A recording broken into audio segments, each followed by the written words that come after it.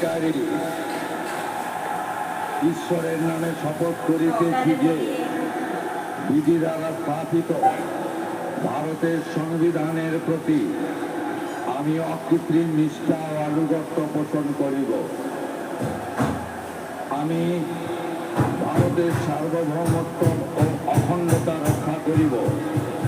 পশ্চিমবঙ্গ রাজ্যের মুখ্যমন্ত্রী রূপে আমার কর্তব্যসমূহ নিষ্ঠাপূর্বক এবং বিবেকসম্মতভাবে নির্বাহ করিব এবং ভয় বা পক্ষপাত, প্রীতি বা বিদ্বেষ রহিত হইয়া সকল শ্রেণীর জনগণের প্রতি সংবিধান ও বিধি অনুসারে ন্যায় আচরণ করিব।